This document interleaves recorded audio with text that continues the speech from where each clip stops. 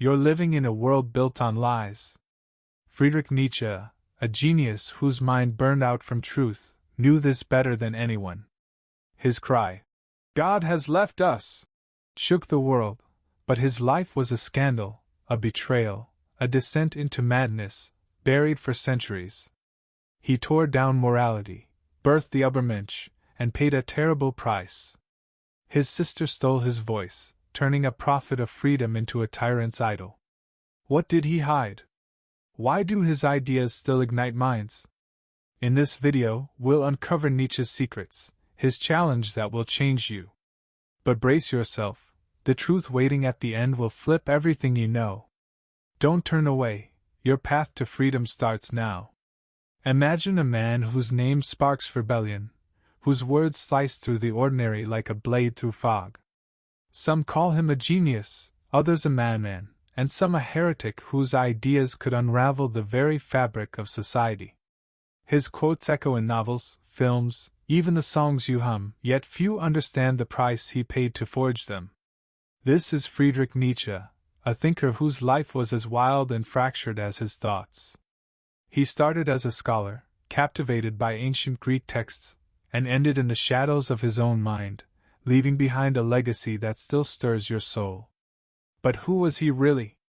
A visionary who saw the cracks in our world long before they appeared, or a provocateur whose words were twisted into something sinister? And why does his voice, over a century later, still pull you in, demanding you listen? Think about it. How often do you stumble across Nietzsche without even knowing?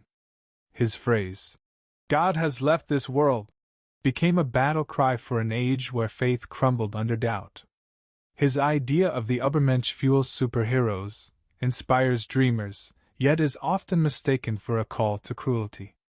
His thoughts on the will to power slip into everything from rock lyrics to motivational speeches. But here's the catch: the more famous Nietzsche gets, the more myths cling to him. He's been painted as the spark for history's darkest movements, though he loathed the mob and its blind loyalty. His sister, Elizabeth, rewrote his story, turning a champion of freedom into a poster child for tyrants. His mind, a furnace of brilliance, burned out under its own heat. So, who is he, hero, victim, or danger? And why is his life a riddle you'll want to unravel until the very end? Nietzsche was born in 1844 in a quiet Prussian village, the son of a pastor whose belief in God was as solid as stone. His future seemed clear: follow in his father's footsteps, preach, uphold tradition. But even as a child, he asked questions that made others flinch. Why do we swallow what we're taught? What if truth hides not in dogma, but in the courage to doubt? By his early 20s, he turned his back on theology, diving instead into the world of ancient texts. He became a professor of philology in Basel, one of the youngest ever, but the quiet life of a scholar suffocated him. He didn't want to sift through dusty manuscripts. He wanted to live, to feel, to shake the world. His mind was a storm, never still, but that storm carried a heavy toll. From his youth, Nietzsche battled excruciating headaches that made every day a fight. He couldn't read or write for long. His eyes stung in the light, his body weakened as if betraying him. Doctors offered no answers, prescribing remedies that did nothing. He sought refuge in long walks through the Alps, where the crisp air and silence eased his pain for a moment. Yet even in suffering, he found meaning. He wrote that pain isn't a curse but a teacher, pushing you to grow beyond yourself. His life proved it. Every migraine, every sleepless night, gave birth to ideas that would rattle the world. But that intensity had a shadow. By 1889, at just 44, Nietzsche lost his grip on reality. He spent his final years in silence, cared for by a sister who, as we'll see, played a devastating role in his legacy. What drove him to that edge? Was it the cost of genius, or something deeper? Nietzsche wasn't a philosopher in the usual sense. He didn't build tidy systems like Kant or Hegel, didn't write sprawling treatises stacked with arguments. His words were flashes, aphorisms, poetry, raw with passion and defiance. He saw philosophy as art, where truth isn't proven but felt. His sentences are like paintings, open to interpretation.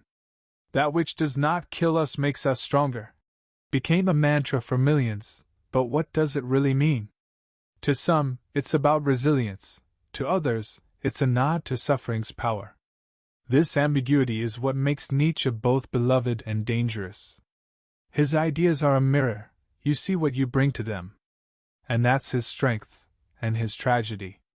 Why is he so often misunderstood? His sister, Elizabeth Forster Nietzsche, holds much of the blame. When Friedrich's mind faded, she seized control of his archives. She sifted through his drafts, letters, and notes, piecing together a book called The Will to Power that cast him as a prophet of nationalism and strength. Her ties to extremist circles amplified this distortion, and soon Nietzsche's name was linked to ideologies he would have despised. Was he really the figure she made him out to be? Or was his voice stolen to serve someone else's agenda? These questions are threads pulling you deeper into his world, a world where philosophy isn't just thought, it's a battle. Think about your own life. How often do you accept ideas without questioning them? How often do you follow rules without asking who made them?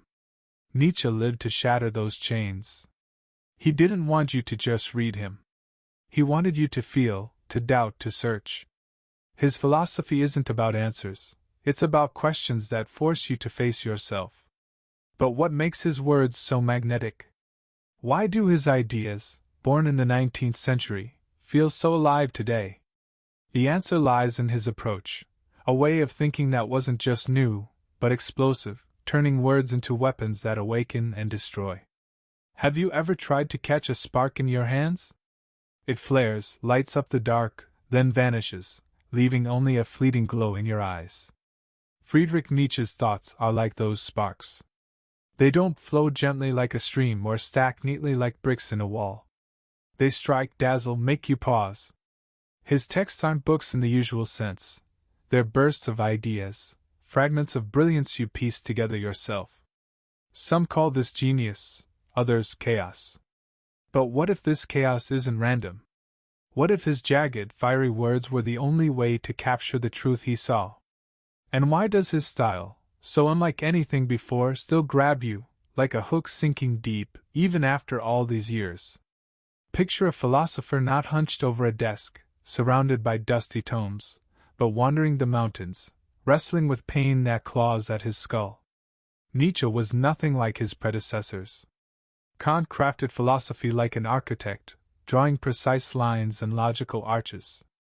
Hegel wove systems where every idea was a thread in a grand tapestry. But Nietzsche? He was a poet, a warrior, a dancer with words. His texts are flashes, sharp aphorisms, vivid metaphors that hit you like a gust of wind. Man is a rope stretched between animal and Übermensch. Doesn't explain, it makes you feel. It lands in your chest, leaving you wondering, what does this mean for me? Why did he write this way? The answer lies in his life, his body, his struggle. From his early 20s, Nietzsche was plagued by headaches so fierce they turned thought into torment. He couldn't read or write for hours. His eyes burned in the light, his strength faded as if his body were giving up. Doctors had no cures, offering pills that did nothing. He found solace in solitude, in treks through the Alps where the air was sharp and the world quiet. Yet even in pain, he didn't stop. He saw suffering not as a barrier but as a forge, shaping ideas stronger than comfort ever could. His illness wasn't just a hurdle, it was woven into his philosophy. He wrote that pain teaches you to see deeper than ease allows, and his words prove it. Every line was a victory, every thought a spark snatched from agony. But it wasn't just his health. Nietzsche deliberately rejected the heavy systems of the past. He believed philosophy shouldn't be a cold science, all neat and orderly. It should be art, alive, raw, touching the soul. He likened a philosopher to a painter, whose job isn't to prove but to reveal. His aphorisms are brushstrokes, each one a glimpse of truth you interpret yourself. You must have chaos within you to give birth to a dancing star. Isn't just poetic, it's a mirror, reflecting your dreams, your fears, your fire. His aim wasn't to hand you answers but to ignite questions that keep you up at night. This style isn't just how he wrote, it's how he thought. Nietzsche didn't want you to nod along, agreeing with every word. He wanted you to wrestle with him, to doubt, to dig. His texts are a gauntlet thrown down, daring you to pick it up. But that dare came with danger. His words, so vivid and open, are easy to pluck out of context, easy to twist. They've become slogans on t-shirts, memes online, stripped of their depth. That which does not kill us makes us stronger is everywhere. But do you know it's not just about grit, it's about transformation through struggle? His style made him accessible, but also vulnerable. People took his phrases, filled them with their own meanings, sometimes their own lies. Think about it. How often do you read something and take it at face value? How often do you let words guide you without asking why? Nietzsche despised blind obedience. He wrote to wake you up, to make you think for yourself. But his style, bold, poetic, unguarded, is a double-edged sword. His aphorisms, so striking and flexible, can be bent to fit any agenda. One person sees a call to create, another, a nod to power. This is Nietzsche's tragedy. His voice, so powerful, became a tool for others. To understand how this happened, you need to look at his first book, a work that stunned the world and showed he saw further than anyone, peeling back the calm surface of ancient Greece to reveal a battle raging beneath. When you gaze at the stars, do you feel the order guiding their paths, or the chaos swirling in their endless depths? When music washes over you, is it the melody's structure that holds you, or the wild rhythm that sets your heart racing? These two forces, so different yet so intertwined, pulse within you. They're like breath, like wings, without which you couldn't soar. Friedrich Nietzsche, whose mind was a sea where waves clashed, saw these forces clearer than anyone. In his first great work, he dove into the heart of ancient Greece, the cradle of our world, and found not just beauty but a struggle. He called it a dance between two gods, Apollo and Dionysus. But why do these names, so distant, feel so close? And what do they reveal about you, your soul, the life you're living right now? Picture Greece as it was seen before Nietzsche. A land of gleaming temples, marble statues carved with perfect lines, a world of harmony where humans lived in tune with nature and the divine. Scholars of the 19th century called it the childhood of Europe, a time of innocence, balance, light. But Nietzsche, with his restless spirit, sensed something else. He didn't see calm. He saw a storm, a passion, dark currents churning beneath the surface. His book, released in 1872, hit like a thunderbolt.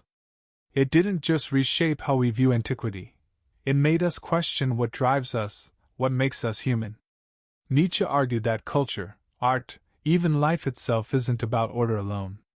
It's a clash of two forces, which he named Apollonian and Dionysian. Who is Apollo? He's the god of the sun, of clarity, of sharp edges. He rules over dreams where everything is neat, where forms are flawless. Imagine a Greek statue, its proportions exact, its face serene, as if it holds the secret of eternity. This is Apollonian art, where beauty comes from discipline, from keeping chaos at bay.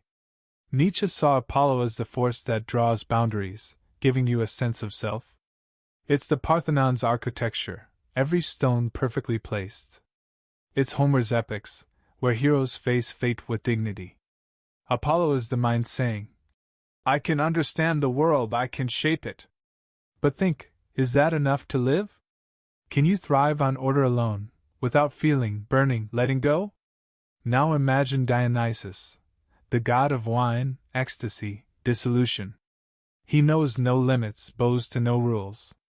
He's the god who falls and rises, like spring after winter, like nature itself. His realm is music that sweeps you away, making you forget who you are. It's dance, where you lose yourself, merging with the crowd, the beat, the world. Dionysus is the force that tears down Apollo's walls. It's the moment you laugh until you cry or shout in rage, heedless of what comes next. Nietzsche saw Dionysus as the raw energy of creation and destruction. It's a power that can lift you to the heavens or drag you into the abyss. Think of a time you felt truly alive, maybe at a concert, in a whirlwind of love, or lost in motion. That was Dionysus, whispering, "Forget the rules, just be." Here's what's striking: Nietzsche didn't pick a side. He didn't say Apollo trumps Dionysus or the other way around. He saw them as two halves of a whole, like inhale and exhale. Without Apollo, you'd drown in chaos, losing yourself in the flood of feeling. Without Dionysus, you'd become a machine, stripped of passion, unable to create. Greek tragedy, Nietzsche argued, was the peak of this balance. Apollo gave it structure, plot, characters, words. Dionysus filled it with emotion, chorus, music, the audience's shared thrill as they lived the hero's rise and fall. Picture yourself in a theater, you're watching the stage, but suddenly your heart sinks with the drama. That's the dance of Apollo and Dionysus, where order and chaos weave into something greater. Why does this matter? Because this dance isn't just about Greece, it's about you. Your life has moments when you crave order, you plan your week, chase goals, seek meaning. That's Apollo guiding you, keeping things in line. But there are other times, when you fall in love, dance till dawn, or cry for no reason. That's Dionysus calling, reminding you life isn't just plans, it's fire. Nietzsche believed you're the battleground for these forces. Too much Apollo, and you grow cold, cut off from the world.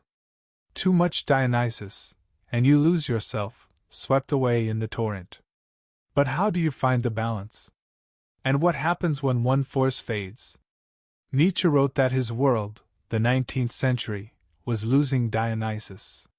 Science, logic, progress, all Apollonian forces, were stifling instinct, joy, creation. He saw people turning mechanical, forgetting what it means to feel. Yet he also knew the danger of pure Dionysus: madness, ruin, loss of control. His book sparked fierce criticism. Scholars called it unscientific, accused him of glorifying chaos. But Nietzsche didn't care about their approval. He wrote for those who listen with their hearts. His words aren't a lecture, they're a wake-up call. Remember who you are, remember you're alive. Think about your own life. When did you last let yourself go, lose control? When did you last feel the world isn't just structure, but a pulse? Nietzsche wanted you to find that pulse, but not burn out in it. His ideas about Apollo and Dionysus aren't just about art, they're a map of your soul, showing you how to live fully, to create, to be more than a cog in the machine. But this map led him to a bolder thought, one that shook the world harder than his first book. He began to wonder, what if the foundations of our culture, our faith, our values, are just masks hiding chaos? What if the truth we cling to has already slipped away? Ever feel like the world you're walking through is missing something vital? Not a thing or a person, but something bigger, a purpose that once held everything together, like invisible threads. You move through crowded streets, past flashing screens and endless noise, but there's a hollowness inside, as if someone flipped a switch and left you in the dark. In the 19th century, one man felt this void sharper than anyone. His name was Friedrich Nietzsche, and he didn't just notice it, he gave it a name. God has left this world, he wrote, and those words rang out like a bell, echoing across Europe, stirring hearts and minds. But what did he mean? Was it a cry of despair or a shout of freedom? And why does that cry, born over a century ago, still resonate in your doubts, your questions, your search for meaning? Picture Europe in the 1800s. Steam engines chug, factories hum, science unlocks secrets once left to faith. People look less to the heavens, their sacred books gathering dust. The church, for centuries the anchor of life, loses its grip. This is the age of secularization, where prayers give way to equations and belief bends to evidence. But Nietzsche saw more than a shift in habits.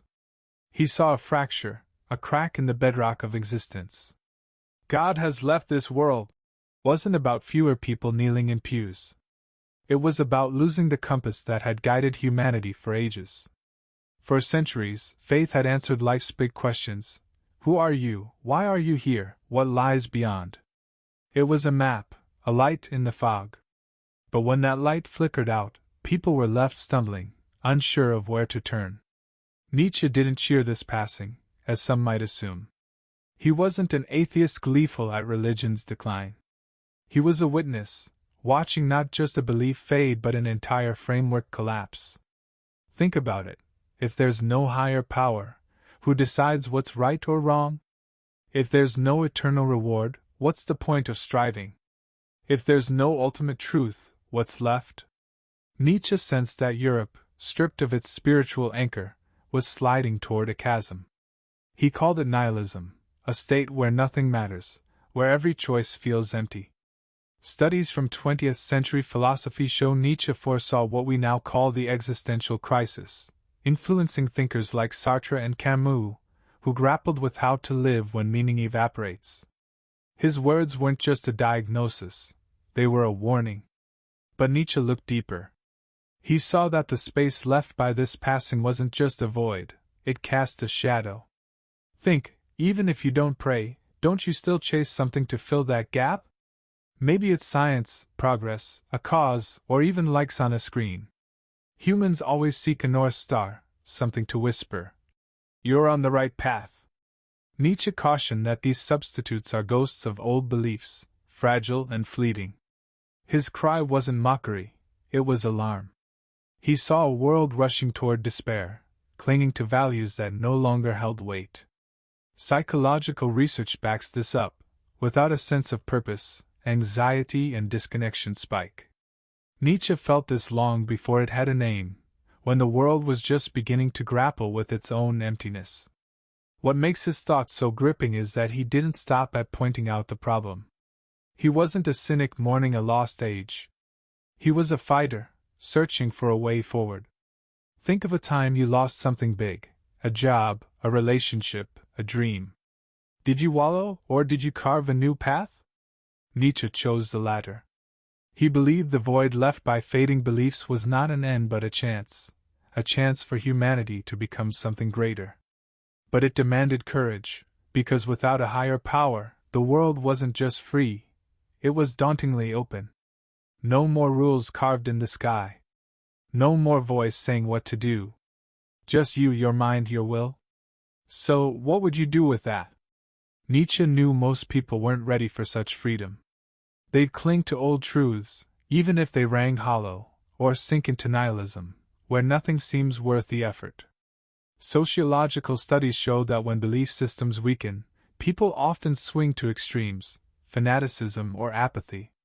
Nietzsche predicted this, warning that the 20th century would wrestle with this emptiness, chasing new gods and ideologies, leaders, or machines. But he didn't want you looking outward for salvation. He wanted you to find it within. His philosophy isn't about tearing down, it's about building. He asked, if the old world is gone, what will the new one look like? And who will shape it? Think about your own life. How often do you seek answers from others, friends, books, the internet? How often do you shy away from silence, afraid of what you'll find there? Nietzsche knew that fear. He lived it, fought it, turned it into strength. His words about the passing of God aren't the end of the story, they're the start. The start of a journey where you take responsibility for meaning, for values, for life itself. But that journey meant questioning everything you thought was solid. If there's no divine truth, what's good? What's evil? And who gets to decide how you live? Nietzsche tackled these questions not with defeat, but with a boldness that pushed him to dig deeper, to a place where the rules we live by revealed themselves as nothing more than masks for a far stranger truth. When was the last time you stopped to ask why you think something's right or wrong? You help a friend because it's good, but is that your choice or just what you've been taught? You hold back anger because it's bad, but is it really, or are you just dodging judgment? These questions, so simple yet so unsettling, can unravel everything you believe about yourself. Friedrich Nietzsche, whose mind was a blade slicing through the ordinary, didn't just ask these questions, he hurled them at the world like a challenge. He looked at the morality we're raised to follow and saw not truth, but a facade. For him, good and evil weren't eternal laws etched in stone. They were just words crafted by people to control one another. But who decides what those words mean? And what if the rules you live by aren't a path to virtue, but a cage keeping you small? Imagine a world without absolute truth. No voice from above declaring what's just or unjust. In the 19th century, as faith in old certainties waned, Nietzsche felt this world taking shape. He saw people clinging to morality passed down from generations, never asking where it came from. To him, this wasn't just a mistake, it was a betrayal of life itself. He wrote that morality isn't a gift from the heavens but a human invention, shifting with time like the seasons. Think about it, what was good 1,000 years ago, waging wars for faith, bowing to kings, is barbaric today. So why do we assume our ideas of good and evil are the final word? Nietzsche urged you to step outside these boundaries, to see them not as sacred, but as tools shaped by those who wielded them. His book, published in 1886, was a dare, its title alone a provocation. It didn't tell you how to live, it forced you to question what you call living. Nietzsche argued that good and evil aren't opposites but choices, made to tame the chaos of existence. But those choices aren't neutral. They reflect the strength or weakness of their makers. He split morality into two kinds: master morality and slave morality. This isn't about wealth or status, it's about spirit, about how you face the world. A master creates their own values, saying, "I decide what's true for me." A slave accepts values handed down, following them because they doubt their own power. Picture ancient heroes like Achilles or Odysseus. Their good was courage, glory, defying fate head-on. They didn't wait for someone to tell them how to act. They shaped their lives like sculptors carving stone. This is master morality, the code of those who feel like architects of their own destiny. But Nietzsche saw this fading over time, replaced by another kind. Slave morality, he said, grows from weakness, from those who can't fight openly. A slave can't defeat the strong in a fair match, so they rewrite the game. They say, strength is evil, weakness is good. This births values that praise humility, patience, sacrifice, while branding pride or ambition as sins. Nietzsche called this trick ressentiment, a feeling born of envy and powerlessness. Think about it. When someone climbs to success, don't you sometimes catch yourself thinking they're too full of themselves? Or didn't earn it? That's ressentiment, the quiet revenge of those who can't rise, so they pull others down. Psychological studies show people often downplay others' achievements to ease their own sense of inadequacy. But Nietzsche went further. He saw this not just as personal but as cultural. He argued that ressentiment became the backbone of the morality dominating his era, one that made weakness a virtue and strength a vice. To him, this was a slow poison, draining life of its vitality. What makes his ideas so sharp is that he didn't scorn the weak. He didn't call for their defeat. He wanted everyone, strong or weak, to see that morality is a choice, not a universal truth. Think, how often do you follow rules because that's how it's done? How often do you silence your desires because they're wrong? Nietzsche pushed you to ask, who made these rules and why? He believed that once you start questioning, you see the world differently. You stop being a puppet of others' values and start crafting your own. But it's a tough road. Cognitive psychology research shows it's hard to shed ingrained beliefs, even when you know they're shaky. It takes guts, and for Nietzsche, guts were what separated a free spirit from a follower. He wasn't calling for a world without morality, for chaos where anything goes. He wanted you to forge your own code, one that mirrors your strength, your dreams, your truth. But that meant dismantling the old frameworks that held society together. If there's no divine judge, no eternal good, then everything is possible, and terrifying. Think, if you decide what's right, are you ready to carry that weight? Nietzsche knew most would rather stick to fading dogmas or drift into indifference. But he saw another path, for those brave enough to live without lies, without masks, without borrowed voices. A path for those who could become more than human. That path led to an idea that became the heart of his philosophy. He called it not just a dream, but a necessity. If the old world was crumbling, if morality was just a shadow play, who would step into the void? Who would bear the burden of freedom? Nietzsche looked to the future and saw a figure who doesn't obey but creates, who doesn't fear but dances above the abyss. But who is this figure? And why did this vision, so full of hope, become one of the most misunderstood in history? Have you ever felt a spark inside, a sense that you could be more than you are? Not just a better job or a bigger adventure, but something that rewrites your very existence, that makes you larger than life. That spark flickers, often snuffed out by routine, but it returns, whispering, "You're not just human, you could be something else." Friedrich Nietzsche called this something the Übermensch, a vision not of caped heroes or iron-fisted rulers, but of a spirit that dares to transcend itself. It's not about dominating others, but about mastering your own fears, crafting a life that's yours alone in a world where old anchors have vanished. But what is the Übermensch? And why has this idea, so electric with possibility, been warped into something it was never meant to be? Imagine a world without signposts. No creeds to tell you how to live, no divine voice promising rewards for obedience. Nietzsche saw this world emerging in his 19th century, as faith in ancient truths eroded, leaving humanity adrift in a sea of doubt. He named this void nihilism, a state where nothing seems to matter, where questions like, "Why bother?" hang unanswered. But Nietzsche wasn't one to surrender. He saw this emptiness not as a dead end, but as a doorway. A doorway to something greater. His Übermensch wasn't just an ideal, it was a necessity. If the old foundations were gone, who would build anew? Who would light the way? Nietzsche's answer: the one who dares to shape themselves from the ground up. The Übermensch isn't a badge you earn or a crown you wear. It's a journey, a constant push to grow beyond your limits. Think of a moment when you faced fear head-on. Maybe you spoke up in a crowd, poured your heart out, or started something new despite the risks. In that instant, you brushed against the Übermensch.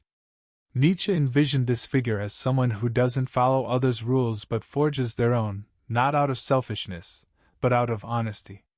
Psychological studies show that people who align their actions with their inner values feel more fulfilled and resilient. But Nietzsche went further. He believed such a person doesn't just live better, they reshape the world. The Übermensch is a poet painting reality, a thinker asking fearless questions, a guide leading by example, not force. At the core of this vision is the will to power, not a hunger to rule, as some mistakenly think, but a drive to grow, to create, to embrace life in all its fullness. Picture a tree stretching toward the sun, cracking stone to reach higher. That's the will to power, a natural force pulsing through everything alive. Nietzsche saw the Übermensch as its purest expression, someone who doesn't shy from struggle because they know growth demands it. They don't chase comfort, because comfort breeds stagnation. Research on motivation supports this. Those who embrace challenges as part of their path are more likely to achieve their goals. For Nietzsche, the Übermensch doesn't just endure hardship, they use it as fuel to burn brighter. Then there's another idea, one that turns the Übermensch from a goal into a way of being. Nietzsche called it eternal recurrence. Imagine living your life over and over, forever, every joy, every pain, every choice exactly the same. Could you say, "Yes, I want this"? It's not just a thought experiment, it's a test. Do you love your life enough to embrace it all? Nietzsche believed the Übermensch would answer yes, not because their life is perfect, but because they claim it fully, flaws and all. Psychological research shows that accepting your past and present can reduce anxiety and boost well-being.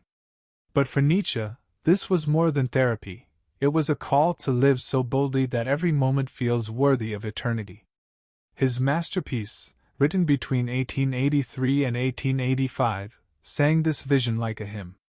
It wasn't a dry treatise but a poem, a prophecy, a dialogue with the self. Nietzsche called it a book for all and none, knowing not everyone could bear its weight. In it, he framed the Übermensch as the heir to God, not a deity, but a bearer of responsibility. If old values had faded, if the world was hollow, the Übermensch would fill it with their own light. But that light comes at a cost. It demands struggle, doubt, courage. Think, when did you last fight for something bigger than comfort? That fight is a step toward the Übermensch, a step that makes you more than you were. Yet this idea, so radiant, is tricky. It's easily twisted. Nietzsche wrote of the Übermensch as a free spirit, a creator living by their own code. But others saw something else, a conqueror, a despot crushing the weak for glory. This wasn't accidental. His words, vivid and open like a flame, can be shaped to fit any mold. They've inspired artists, writers, dreamers, but also those hungry for power. Think, how often do you hear ideas that sound noble but get weaponized in the wrong hands? Nietzsche knew the risk but couldn't stay silent. His Übermensch is about creation, not destruction. But how did this vision get so mangled? And who turned his dream of freedom into a shadow of something dark? Ever wonder how easily truth can be twisted into a lie? A single phrase pulled out of place, a story spun just so, and someone you thought you knew becomes a stranger, cast as a saint or a monster, depending on who's holding the pen. Friedrich Nietzsche fell victim to such a lie. His ideas of freedom, of rising above oneself, of dancing over the abyss of despair burned like wildfire, but fire can light the way or burn it all down. In the 20th century, his name was tied to one of history's darkest chapters, fascism. His Übermensch was painted as a blueprint for tyranny, his will to power as a battle cry for violence. But was Nietzsche the figure they claimed? Or was his voice hijacked to sing someone else's tune? And who was the puppet master that warped his legacy beyond recognition? Picture a man whose mind has gone quiet. He no longer writes, debates, or gazes at the world with his piercing eyes. By 1889, Nietzsche, worn down by illness, had lost touch with reality. His body lingered, but his spirit was silent. Into this void stepped his sister, Elisabeth Forster Nietzsche, a woman whose devotion to her brother was matched only by her ambition. She took on the role of guardian of his legacy, but instead of preserving his vision, she reshaped it to fit her own ends. Elisabeth wasn't just a caretaker. She was a fervent nationalist, tied to extremist circles. Her husband, Bernhard Forster, was an outspoken anti-Semite who dreamed of a pure, German colony in Paraguay. Nietzsche scorned such ideas, but Elisabeth saw his name as a tool to lend them weight. When Nietzsche's mind faded, Elisabeth gained control of his archives, hundreds of pages of drafts, letters, fragments. She set to work, crafting a legacy that would alter how the world saw him. From these scattered notes, she stitched together a book called The Will to Power. It wasn't Nietzsche's work but her creation, a patchwork where his words were cut, rearranged, and reshaped. The book cast him as a prophet of nationalism, of raw strength, of order, ideas that aligned with the rising tide of totalitarian movements. Elisabeth didn't just edit, she inserted her own gloss, trimmed inconvenient passages, and molded his thoughts to serve her agenda. Philosophical studies from the 20th century reveal that many parts of The Will to Power were altered or fabricated to fit a nationalist narrative, far from Nietzsche's intent. Think about it. How often do you hear a quote that sounds convincing but lacks context? Nietzsche's words, so vivid and layered, were ripe for manipulation. His Übermensch, a symbol of freedom, creativity, self-overcoming, was recast by Elisabeth as a strong man ruling the weak. His will to power, a call to embrace life's creative force, was twisted into a justification for aggression. Elisabeth pushed this distorted image, forging ties with Nazi circles. She even gifted a copy of The Will to Power to Adolf Hitler, who brandished Nietzsche's name as a shield for his regime. But Nietzsche, who mocked nationalism and despised antisemitism, would have recoiled at such a betrayal. To see how far this distortion strayed, look at his own words. In letters from the 1880s, Nietzsche berated Elizabeth and her husband, calling nationalism a plague and antisemitism idiocy. He laughed at the notion of racial purity, dismissing it as petty and beneath a free mind. His philosophy was the opposite of conformity. He dreamed of a spirit who lives by their own code, not a follower marching to a dictator's drum. Think, how can the Übermensch, who carves their own path, fit in a system demanding everyone salute the same flag? Political philosophy research confirms Nietzsche was an enemy of totalitarianism, as it crushes the individuality he held sacred. So why did the myth of Nietzsche as a fascist muse endure? It's rooted in his style. His aphorisms, sharp and open-ended, are easy to pluck and twist. That which does not kill us makes us stronger, can inspire resilience, or excuse brutality. His talk of power can sing of creation, or conquest. Elizabeth exploited this flexibility, crafting a Nietzsche for her era's darkest impulses. Think, how often do you encounter ideas that seem true but hide an agenda? Nietzsche was a victim of his own brilliance, his words too potent to stay untouched. But there's another layer. The fascist myth didn't just distort his legacy, it buried his true message. He didn't want you goose-stepping behind a leader. He wanted you blazing your own trail. His Übermensch isn't a warlord, it's a poet writing their life in bold strokes. His will to power isn't violence, it's the energy lifting you past fear. Ethical studies show Nietzsche's ideas inspired not just philosophers but creators like Picasso and Kafka, who sought freedom through art. His philosophy is about building, not breaking. But to hear it clearly, you must strip away the noise Elizabeth and her allies created. Think about your own life. How often do you take someone else's word as truth without digging deeper? How often do you let others define who you should be? Nietzsche taught that truth isn't handed to you, it's something you uncover. But uncovering it means asking hard questions, facing uncomfortable answers, and seeing the world without illusions. Most of all, it means realizing you can be the source of your own meaning. Nietzsche left not a rulebook but a challenge. So, what does that challenge mean for you, for a world still searching for its guiding light? Ever feel like the world is trying to drown out your voice? You want to shout, to create, to be yourself, but something, expectations, rules, fear, holds you back, like chains you can't see.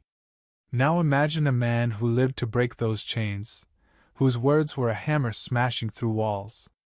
Friedrich Nietzsche wasn't just a thinker, he was a rebel, a firebrand who didn't want you to read his books and nod along. He wanted you to stand up, look in the mirror, and ask, who am I? Why am I here? What can I build? His ideas, born in pain and passion, outlived him, weaving into art, literature, the movies you love, the dreams you chase. But what do they mean for you today? And are you ready to answer his call, to become more than you are in a world still groping for its stars? Think about how often you live by someone else's script. You pick a career because it's respectable. Swallow your desires because they're out of place. Stay quiet because you're scared of being judged. Nietzsche saw these scripts and despised them. He called them shadows of a dying world, where people bowed to dogmas instead of forging their own paths. His philosophy wasn't about handing you a new rulebook. It was about finding the courage to write your own. He believed every person isn't just a face in the crowd but a spark that can ignite a constellation. Psychological studies back this up. Living true to your values boosts confidence and joy. But Nietzsche pushed further. He said that kind of life doesn't just feel good, it reshapes reality. His ideas, bold and untamed, left marks everywhere. Think of the heroes you root for, Batman, the tormented souls in Dostoevsky's novels. Their struggles, their solitude, their drive to rise above echo Nietzsche. His Übermensch inspired not just thinkers but artists like Van Gogh, whose brushstrokes bled with fervor, or composers like Strauss, whose music soared like a hymn to life's pulse. His concept of eternal recurrence lives in films like Groundhog Day, where a man learns to embrace every moment. Cultural studies show Nietzsche shaped everything from modernist art to existentialist thought, urging people to wrestle with meaning, freedom, creation. But his legacy isn't locked in the past. It's alive in you, in every choice you make, every step you take against the current. What makes his legacy so powerful is that it demands action. Nietzsche didn't want you to admire his words from a distance. He wanted you to live them. Think, when was the last time you did something that scared you but mattered? Maybe you launched a project, spoke your truth, or walked away from what dragged you down. That's Nietzsche's spirit, the rebel who says, don't wait for permission, don't make excuses, create. His philosophy isn't a dusty tome, it's a flame you can carry. Motivation research shows that taking ownership of your choices builds strength and resilience. But Nietzsche added, that strength isn't for lording over others, it's for mastering yourself. His life was proof of this. He wrote through pain that tore at his mind. He challenged a world that mocked him. He dreamed of the Übermensch, knowing he'd never be one himself, but trusting someone else could. His texts, laced with poetry and fire, weren't just words, they were a guide for those seeking their own way. Think, when did you last dare to dream bigger than your fears? When did you let yourself stand apart? Nietzsche said greatness isn't a gift, it's a choice. And that choice is yours every day, in how you speak, how you think, how you live. But his legacy is also a warning. His ideas, so potent, can be twisted. We've seen how his sister turned his voice into a prop for ideologies he loathed. Think, how often do you hear words that sound righteous but hide a lie?